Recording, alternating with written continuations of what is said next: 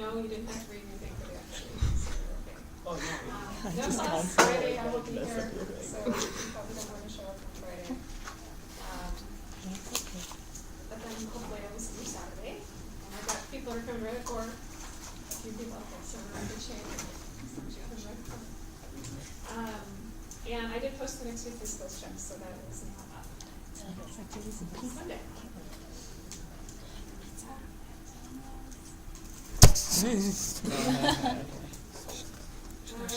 Alright, so we were at ways to control glycolysis, at phosphoprotein kinase, and we listed some different allosteric inhibitors and activators, and then the other way is through substrate cycling. So this is a case where the forward and reverse reactions are catalyzed by different enzymes.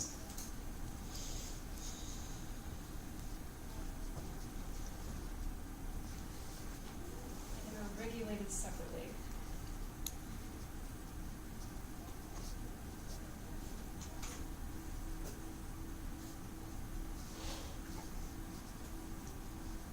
So in glycolysis,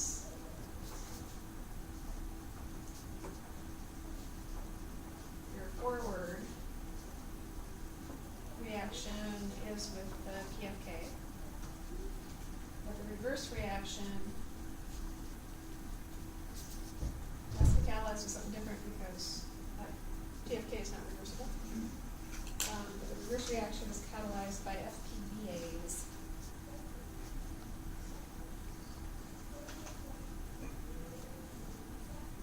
And that is a fructose 1,6-bis phosphatase.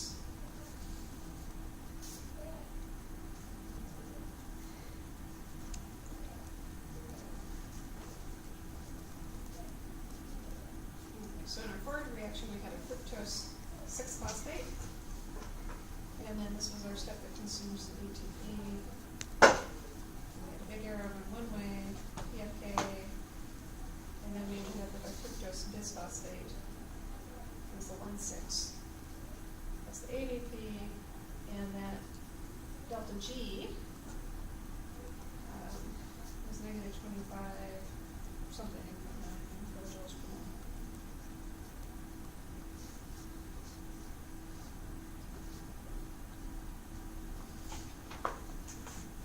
And if I have a fructose bisphosphate, and I want to turn that back into a fructose 6-phosphate, it's not the transfer of phosphate back and forth between ATP and ADP. Instead, it's a hydrolysis reaction. Phosphatases hydrolyze phosphates. This is also a big arrow going one way, a little arrow going back the other way.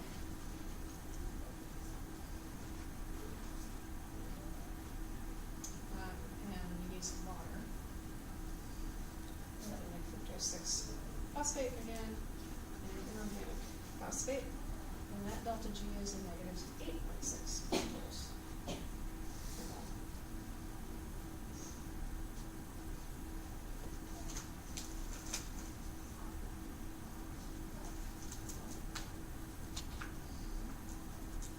These two enzymes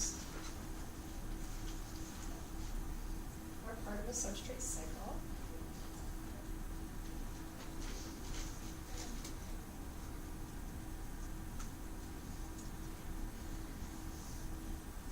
If one is upregulated, the other one is downregulated.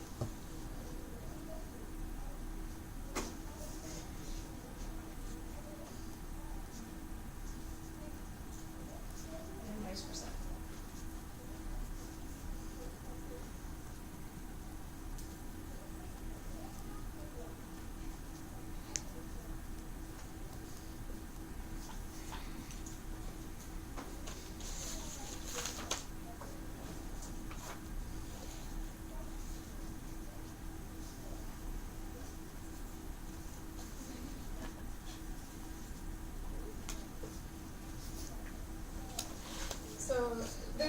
is just representing substrate cycling.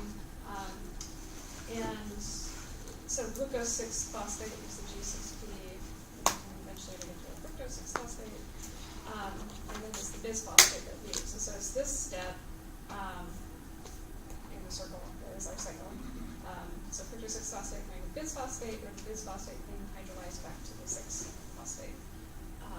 Now, this situation where they're both equally working, both enzymes are equally working at a similar rate, is called a futile cycle, because all you are doing is wasting ATP.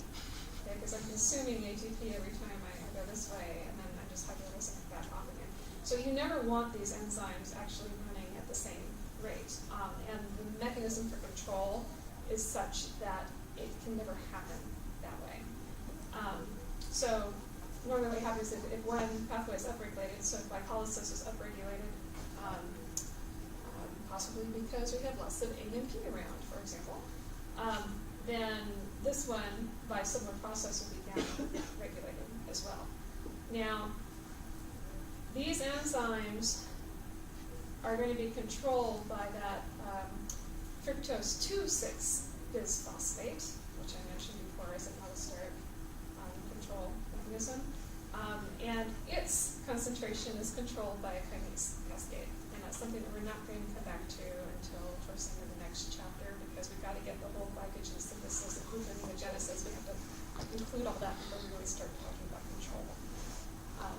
So for now, I'm just going to leave that as an example of substrate cycling, where your forward and your reverse reactions are catalyzed by completely different enzymes that are regulated separately.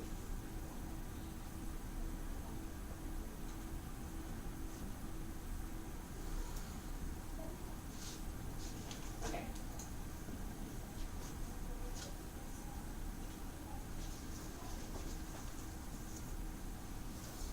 So that was glucose.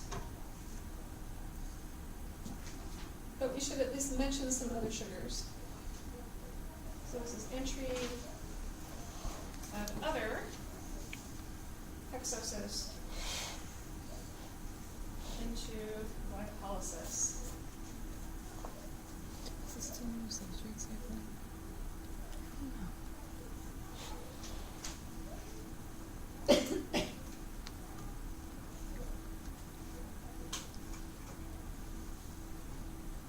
Usually we're just not eating grape sugar as our only sugar that we consume. It's usually other kinds of sugars.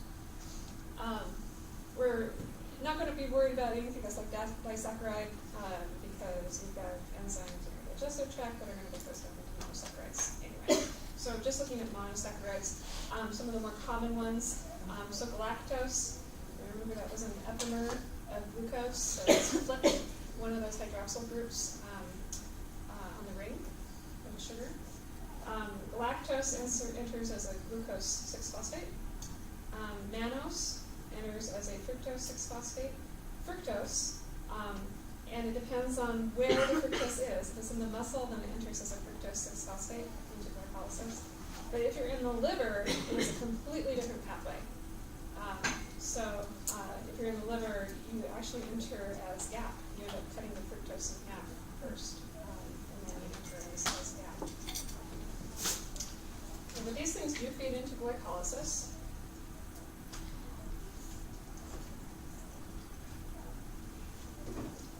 So we're going to start with fructose. So in muscle, this is also recognized by hexokinase as a substrate.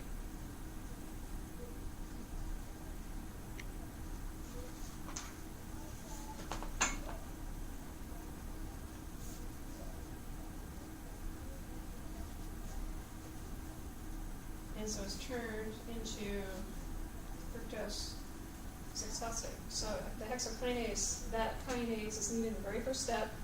It phosphorylates the C6 position on glucose, and if you're in muscle cells, the enzyme also recognizes fructose and just phosphorylates the C6 position of fructose. So there's a case where the enzyme is not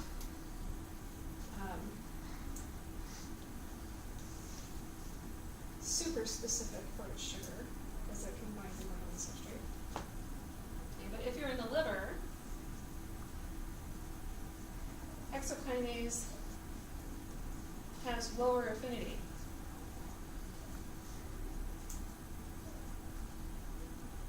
For fructose. And it must enter by a different method.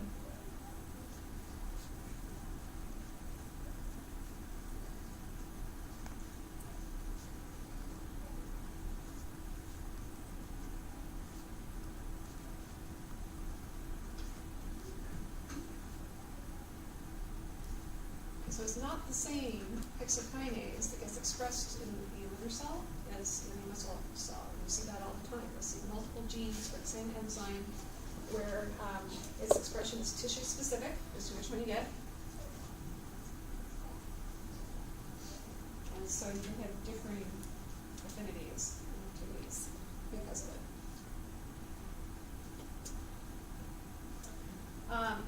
So instead it's going to follows an alternate 7-step pathway to enter as gap.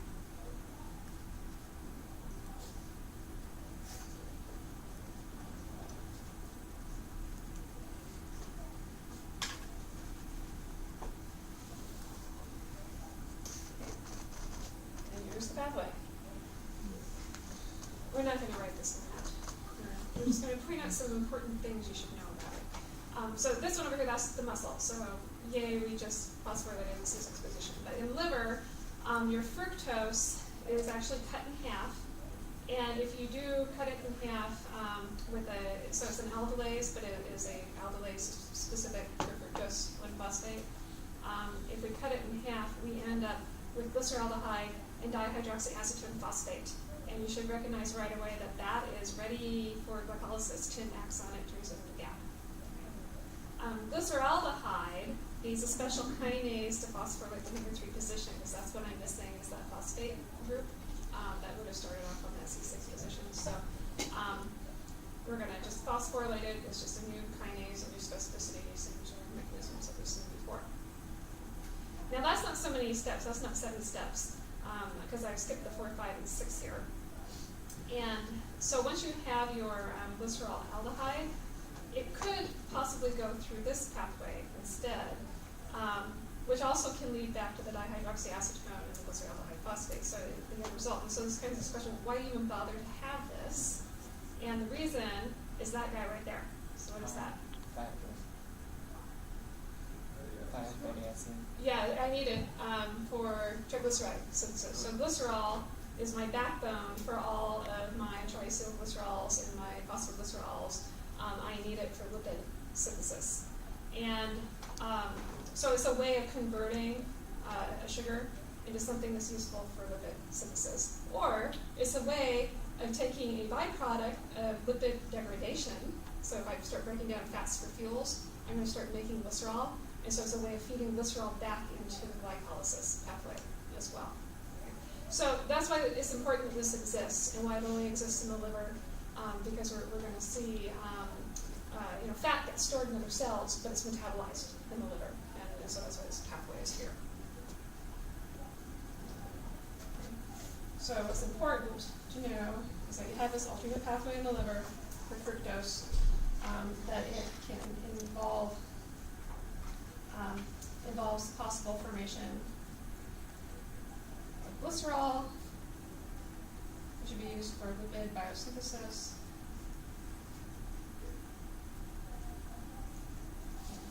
It also allows for entry of glycerol into glycolysis.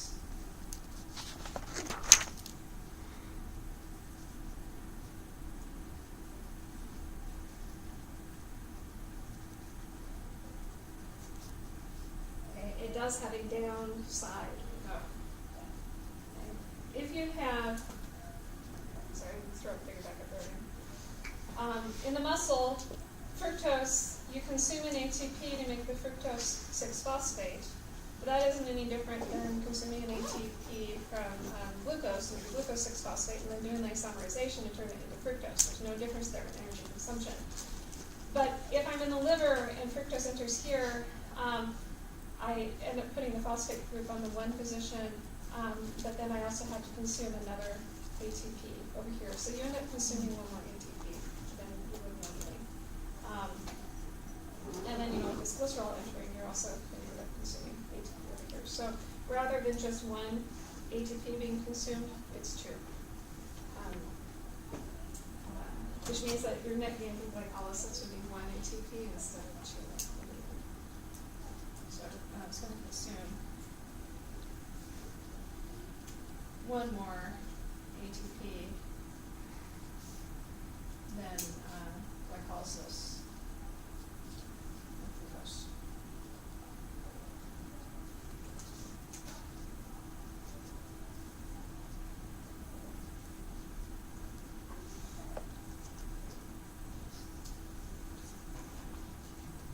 Okay, so that's fructose, lactose.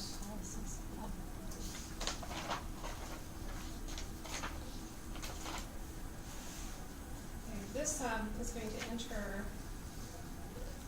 as glucose 6-phosphate. So it's going to come in at the second step, and it needs a 4-enzyme alternate pathway.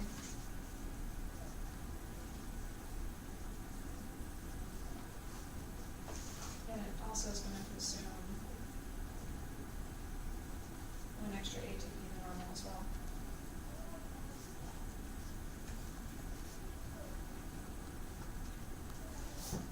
This is another one that, again, you don't need to know these reactions by heart. You just need to know how does lactose get into glycolysis, and that's fine. Okay. So lactose, I'm clipped on C4 here in glucose. And so I have these extra enzymes that I need. So the galactose kinase is going to put a phosphate group on the C1 position. Then what happens is I have this UDP glucose that comes in, and basically you're going to swap the galactose with the glucose. So then I end up with a glucose 1-phosphate here, and then a UDP galactose. So I just switch the sugars between them.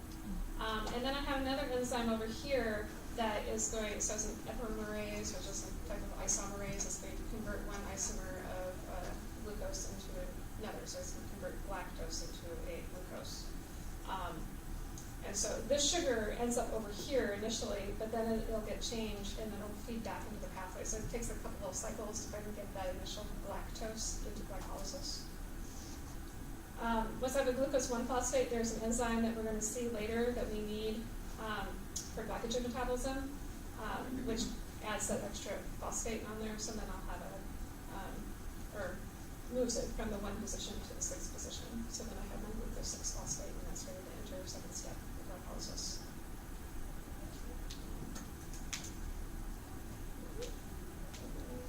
Oh, yeah, here's mannose. We'll write this one down too. It's boring. So mannose, there's a hexokinase that will specifically recognize mannose. We'll stick a phosphate on it, and then there's an isomerase that will turn it into fructose. So it's very similar looking to glucose entry into glycolysis, except that it's got its own separate hexokinase and its own separate isomerase. So scribble those in real quick.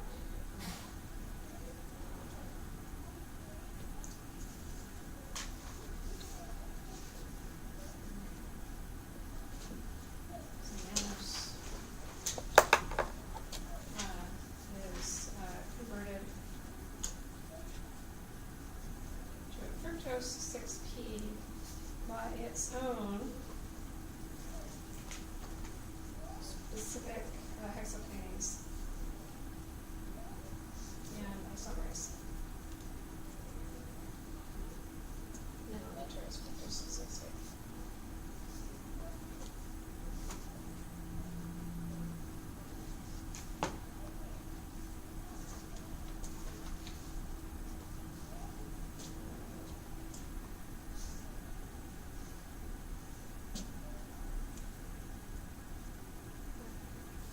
It's a pyruvate.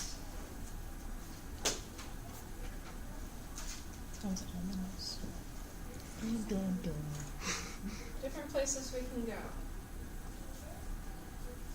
The one that we're going to spend a whole chapter on later is the citric acid cycle.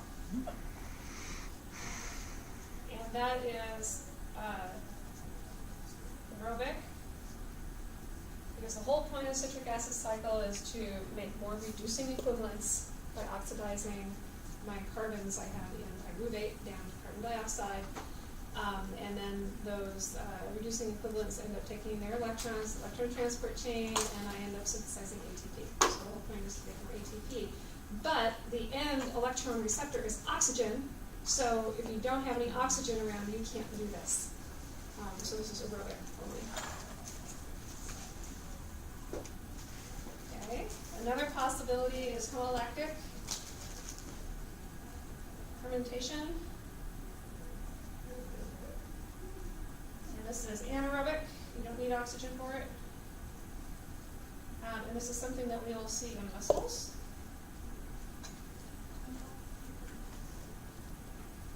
And then alcoholic fermentation. This is also anaerobic. And this is something that yeast do. Lots of other things do too, but yeast is what we need for our root beer and our cinnamon rolls.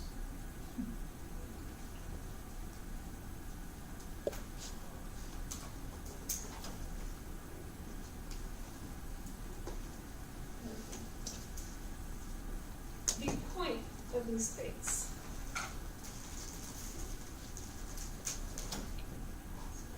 So the top part is glycolysis, and yay, we made some ATP with the glucose that came in. We also reduced some NAD. If I go into the citric acid cycle, I'm going to reduce lots more NAD, and with the end goal of making ATP. And we'll see that later. The other two possibilities, either the homolactic or the alcoholic fermentation, I take the NADH and I oxidize it back into NAD.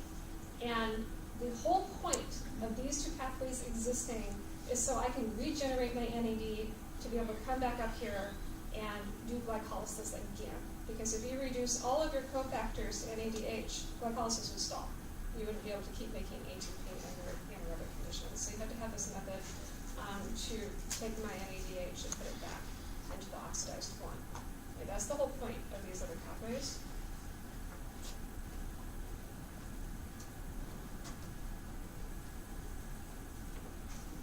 So we're going to do homolactic first.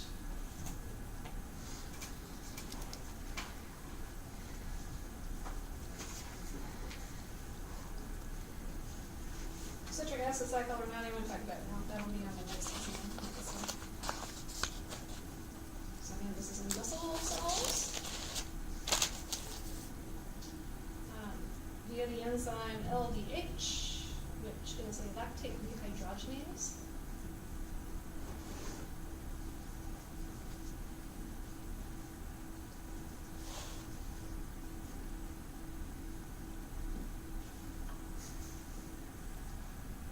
This pathway is used to rapidly make ATP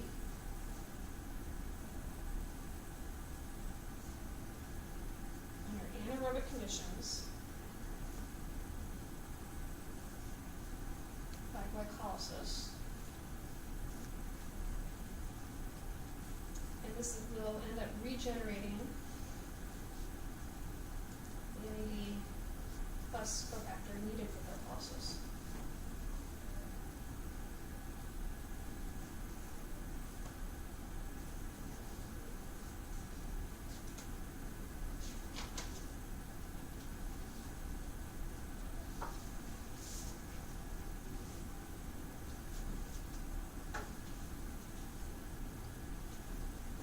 Okay, so these are reactions you should know.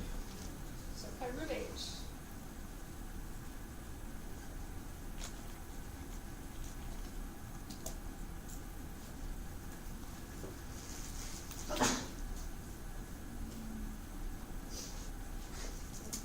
plus a reduced NAD and an extra proton. Then LDH, and I'm going to turn this into L-lactate.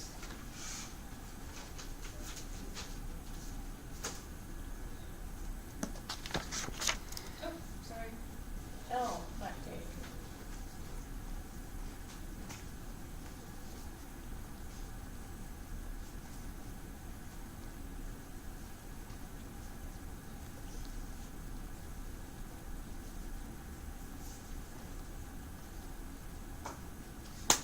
So it's just one enzyme, one reaction.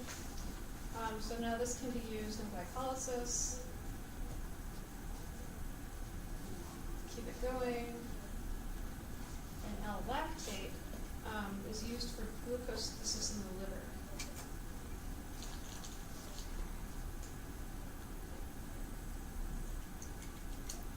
We don't know how to do that yet, so that's coming up later. But your lactic acid you generate in muscles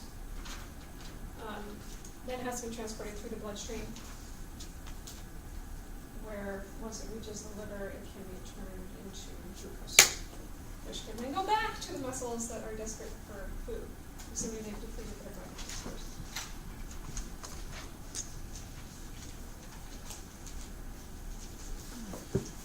Alcoholic fermentation.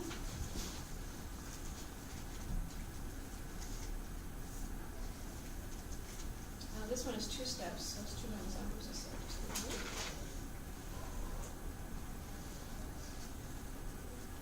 pyruvate.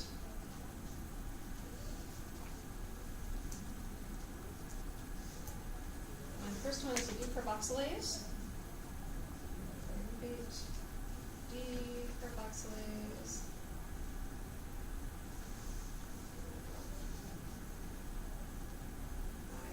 Get rid of the carboxyl group, the CO2. So then I end up left with an aldehyde. And so that's just acetaldehyde.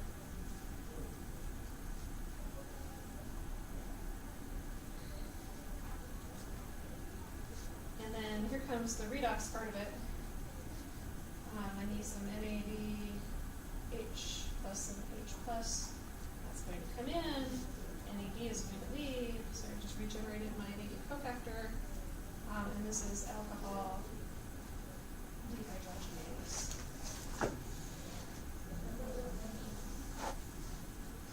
Okay. And so if I have an aldehyde and I reduce it, what will I make?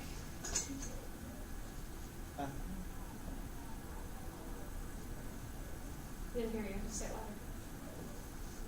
Ethanol. Ethanol, thank you.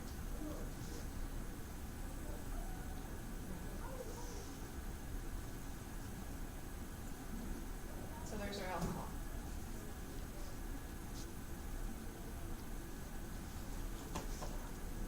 So this also regenerates NAD plus for glycolysis under anaerobic conditions.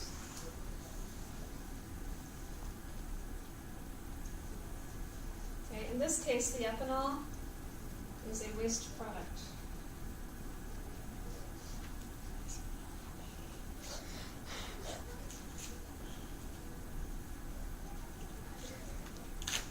There are lots of other fermentation pathways out there. Lactic acid fermentation is just one example. Alcohol fermentation is just one example. In either case, there has to be some sort of redox reaction where you're taking the pyruvate and reducing it in order to reoxidize the NAD. So if you have your pyruvate, in the end, you're going to end up with acids or alcohols for the most part as the possibilities for. And if it's an acid, then there's probably is the keto group is going to get changed, and if it's an alcohol, then there's probably going to be a decarboxylation in there somewhere. So. All right, there's one more thing that I have to mention. There's another huge pathway.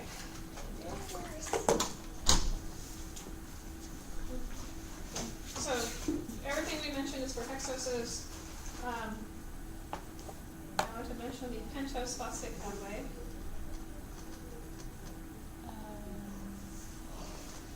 Dr. O, do you want to switch the screen? Maybe. Maybe just look at this first, haven't we? Pentose phosphate pathway. And it's ugly because we've got another like 8 enzymes here. What's important about this one is that it gives a place where hexoses that are not 6 carbons long can enter into glycolysis in some way. And kind of like what we saw with the fructose, where we have this compound that's needed for other things, that goes wrong for lipid biosynthesis. Here you're going to produce riboses so that you can feed into nucleic acid synthesis, or nucleic acid breakdown can feed into this, either way. But ribose is a 5-carbon sugar, and so it has to feed in somewhere, and you have to use it for biosynthesis somewhere. So here's glucose 6-phosphate, and we start off with these 6-carbon sugars, and then you end up with the ribulose, which is now a 5-carbon sugar. So we decarboxylated it here. We've also got carbon dioxide.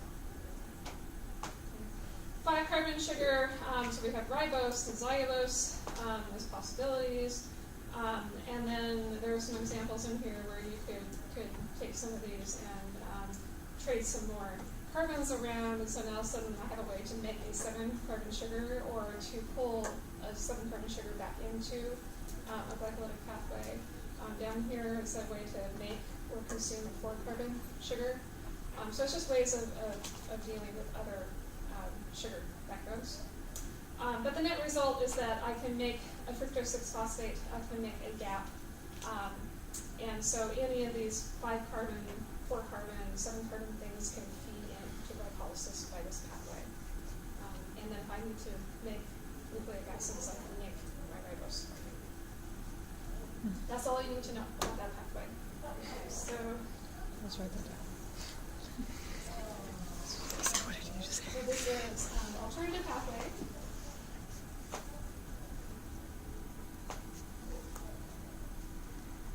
To glycolysis, starting with glucose.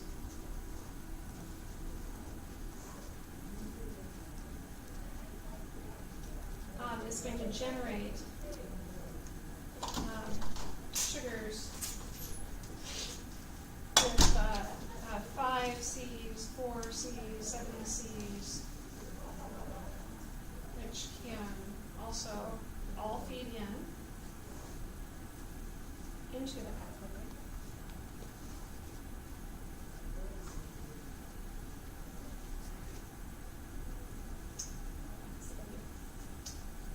Or taken from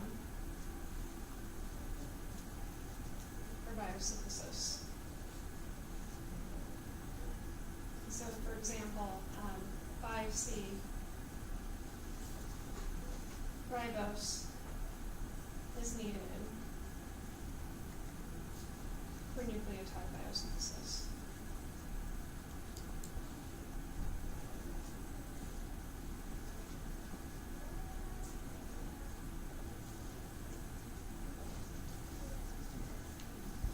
Oh, and there's something else I forgot to mention here. The decarboxylation, where we lost our carbon dioxide to go from a 6-carbon sugar to a 5-carbon sugar, that also involves reduction of NADP to NADPH. Bless you. We aren't going to see the NADPs very often, but where they do pop up is in lipid biosynthesis, cholesterol biosynthesis. And so this pathway is actually important to reduce these so that they can then be used to reduce other groups in the lipid metabolic pathways. So it's an important step for that, except that we're not going to talk about lipid biosynthesis ever, so it's one of those things you kind of have to skip for time. But it's just another thing that's useful about this pathway. So it also generates reduced NAD pH which is important for fatty acid biogenesis.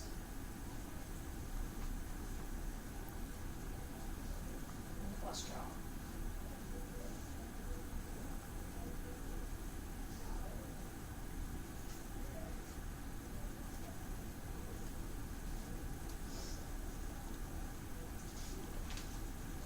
Okay, so that is the end of this chapter. And the rest is the group activity. Groups of 3, please.